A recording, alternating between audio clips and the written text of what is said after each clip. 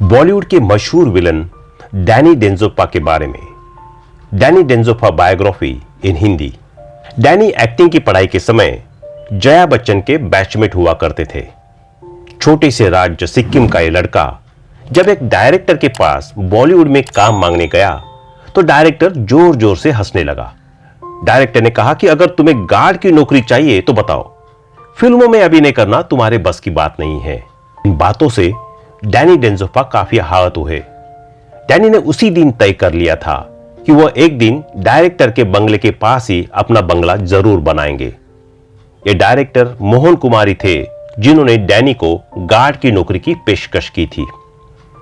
एक डायरेक्टर ने तो यहां तक कह दिया कि अगर तुम्हें फिल्मों में काम मिल गया तो मैं अपना नाम बदल दूंगा। कुछ लोग उनके चेहरे का मजाक उड़ाते थे और कहते थे कि उनका चेहरा तो नौकर बनने के लायक ही है। लेकिन डैनी मेहनत करते रहे और एक दिन उन्होंने सभी को गलत साबित कर दिया। आज उनकी सफलता किसी से छुपी नहीं है। डैनी का नाम सुनते ही लोगों को एक खुखार विलेन का चेहरा याद आ जाता है, क्योंकि उन्हें बॉलीवुड में विलेन के किरदार के लिए ही जाना जाता है। लेकिन असल जिंदगी में वह एक अच्छे इंसान है। एक छोटे से राज्य से बॉलीवुड में करियर बनाने तक का डैनी का सफर आपको रोमांचित कर देगा। इस ब्लॉग में हम डैनी डेंजोप्पा के बारे में विस्तार से जानेंगे कि कैसे वह एक के बाद एक सफलता की सीढ़ियां चढ़ते गए और एक दिन उन्होंने उसी डायरेक्टर के बंगले के पास अपना खुद का बंगला भी खरीद लिया जिन्होंने उन्हें गार्ड की नौकरी ऑफर की थी। बॉलीवुड इंडस्ट्री के अभिनेता डैनी डेंजोप्पा का जन्म 25 फरवरी 1948 को सिक्किम में हुआ था। उनका असली नाम शेरिंग फिंच डेंजोप्पा है। उनका नाम काफी जटिल था, इसलिए जया बच्चन ने उनका नाम डैनी रख दिया। उनका परिवार बौद्ध धर्म का अनुयायी है। वो भूटिया जाति से है। इनकी मातृभाषा भूटिया है। उनका विवाह सिक्किम की पूर्व राजकुमारी गावा डेंजोप्पा से हुआ है। गावा दिखने में बेहद खूबसूरत है और वो किसी भी बॉलीवुड एक्टर से कम नहीं है। उनका एक बेटा और एक बेटी है। बेटे का नाम रिंजिंग डेंजोप्पा है जो फिल्मों में काम करते हैं। बेटी का नाम पेमा डेंजोप्पा है जो लाइमलाइट से दूर रहना पसंद करती है। डैनी के बेटे रिंजिंग और जैकी श्रॉफ के बेटे टाइगर श्रॉफ अच्छे दोस्त हैं। डैनी पहले भारतीय सेना में शामिल होना चाहते थे, लेकिन उनकी मां उनके इस फैसले से खुश नहीं थी। डैनी को फिल्मों में काम करने का सुझाव उनकी मां ने ही दिया था। अपनी मां की सलाह मानकर डैनी फिल्म इंडस्ट्री में आए। उन्होंने अपनी एक्टिंग से बॉलीवुड पर ऐसी छाप छोड़ी जिसे शायद ही कोई एक्टर मिटा सके। आपको यह जानकर और भी हैरानी होगी कि ऐतिहासिक फिल्म शोले के लिए गब्बर का रोल सबसे पहले डैनी को ऑफर किया गया था, लेकिन दूसरी फिल्मों में व्यस्त होने के कारण डैनी यह फिल्म नहीं कर सके। एक्टर डैनी डेंजोप्पा की प्रारंभिक शिक्षा सिक्किम से हुई। इसके बाद उन्होंने अपनी आगे की पढ़ाई बिरला विद्या मंदिर और सेंट जोसेफ कॉलेज दार्जिलिंग से पूरी की। फिर डैनी ने अभिनय की पढ़ाई के लिए पुणे के film and television institute of India में दाखिला लिया, जहां जया बच्चन भी उनकी दोस्त थी। डैनी ने इसी इंस्टीट्यूट से एक्टिंग के गुर सीखे। भले ही शुरुआती दिनों में डैनी के चेहरे और एक्टिंग का हर कोई मजाक उड़ाता था, लेकिन आज डैनी की सफलता किसी से छुपी नहीं है। डैनी ने हिंदी फिल्मों में अलावा नेपाली, तेलुगु और तमिल फिल्मों में भी काम किया है। डैनी ने बॉलीवुड में अपना डेब्यू साल 1972 में बी.आर. इशारा द्वारा निर्देशित फिल्म जरूरत से किया था, लेकिन यह फिल्म कुछ खास कमाल नहीं दिखा पाई। इसके बाद डैनी को फिल्मों में काम करने के लिए और भी संघर्ष करना पड़ा। इसके बाद उन्होंने साल 1973 में बी.आर. चोपड़ा द्वारा निर्देशित फिल्म धुंध में काम किया। इसमें वह मिलन की भूमिका में थे। फिल्मों में डैनी का यह रोल दर्शकों को पसंद आया और वो सुर्खियों में आ गए।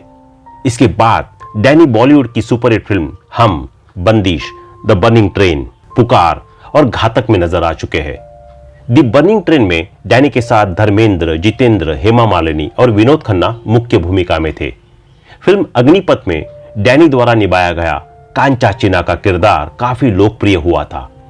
भले ही फिल्म उतनी सफल नहीं रही, लेकिन डैनी की एक्टिंग की सभी ने तारीफ की। इस फिल्म में विजय दीनानाथ चौहान की भूमिका में सुपरस्टार अमिताभ बच्चन नजर आए थे। डैनी ने अब तक 200 से ज्यादा फिल्मों में काम किया है और उनका सफर अभी भी जारी है। डैनी आज भी कात्या, बख्तावर, कांचाचिना, शेर खान, पाशा, खुदा बख्श, जब्बार समेत कई यादगार किरदारों के लिए जाने जाते हैं। डैनी एक अच्छे अभिनेता के साथ साथ एक अच्छे गायक भी है। उन्होंने किशोर कुमार, आशा भोसले और मोहम्मद रफी जैसे बड़े गायकों के साथ फिल्मों में गाने गाए हैं। बात उन दिनों की है जब सलमान खान सावन कुमार की फिल्म सनम बेवफा में काम कर रहे थे। फिल्म में डैनी सलमान के पिता का किरदार निभा रहे थे। सलमान खान अक्सर सेट पर देर से पहुंचते थे। सलमान के इस बर्ताव से डैनी काफी परेशान थे। एक दिन डैनी ने सलमान को देर से आने पर डांट लगाई। तभी डैनी और सलमान खान के बीच बहस हो गई। इसके बाद डैनी सलमान की किसी भी फिल्म में काम नहीं करना चाहते थे। डैनी ऐसी किसी भी फिल्म में काम करने से मना कर देते थे जिसमें सलमान खान हो। लेकिन समय के साथ इनका रिश्ता सामान्य हो गया। 23 साल बाद दोनों स्टार्स ने फिल्म जय हो में साथ में काम किया। वैसे तो डैनी फिल्मों में हीरो बनने आए थे, लेकिन बन गए विलन। डैनी ने अपनी विलन के किरदार से भी लोगों के दिलों में अपनी जगह बनाई थी। उस वक्त मशहूर एक्ट्रेस परवीन बाबी उनकी गर्लफ्रेंड थी। दोनों 4 साल तक लिव इन रिलेशन में रहे, जिसके बाद दोनों स्वेच्छा से अलग हो गए। लेकिन डैनी का कहना है कि ब्रेकअप के बाद भी परवीन अक्सर मेरे घर आती थी, जो मेरी नई गर्लफ्रेंड को पसंद नहीं था। उस वक्त डैनी किम को डेट कर रहे थे। परवीन अक्सर डैनी को डिनर पर बुलाती थी, जो डैनी की गर्लफ्रेंड को बिल्कुल पसंद नहीं था। कुछ समय बाद डैनी और किम भी अलग हो गए। डैनी की मां को सिक्किम की राजकुमारी गावा बहुत पसंद थी। वह चाहती थी कि डैनी उससे शादी करे, लेकिन डैनी अरेंज मैरिज नहीं करना चाहते थे। उनकी मां ने किसी तरह डैनी और गावा की मुलाकात कराई। गावा की खूबसूरती देखते ही डैनी उन्हें अपना दिल दे बैठे। डैनी ने कुछ समय तक गावा को डेट किया और फिर 1990 में दोनों ने शादी कर ली। डैनी की पत्नी गावा खूबसूरती में किसी भी बॉलीवुड एक्ट्रेस से कम नहीं है, लेकिन वह लाइमलाइट से दूर रहती है। आज भी गावा की खूबसूरती को देखकर उनकी उम्र का अंदाज लगाना मुश्किल है।